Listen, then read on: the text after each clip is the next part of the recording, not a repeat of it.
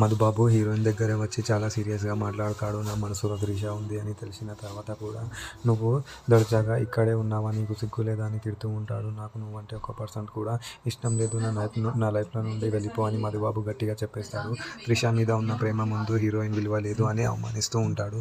Heroine మాత్రం తగ్గకుండా మీరు నా మీద అరుస్తున్నారు అంటే నేను పెళ్ళాంలాగా ఫీల్ అవుతున్నట్టు కదా అని వెటకారంగా అంటూ ఉంటుంది. మీకు త్రిష మధ్య ప్రేమ ఉండొచ్చు, కానీ మన మధ్య ఈ మంగళసూత్రం బంధం ఉంది అని గట్టిగా బెదిరి ఇస్తూ ఉంటుంది. పవిత్రమైన ప్రేమకి పెళ్ళే పునాది అని నేను నా ప్రేమతో నిరూపిస్తాను అని హీరోయిన్ ఛాలెంజ్ చేస్తూ ఉంటుంది. ఈ ఇంట్లో కోడలిగా గౌరవం మరియు మీ మనసులో స్థానం రెండు సంపాదించుకున్నాను అని మధుబాబుతో అంటూ ఉంటుంది. ఇంకోవైపు గోపాల్ మరియు తన భార్య తల్లిదండ్రుల ముందు లవ్ కపుల్లా నటించాలని ప్లాన్ వేస్తారు.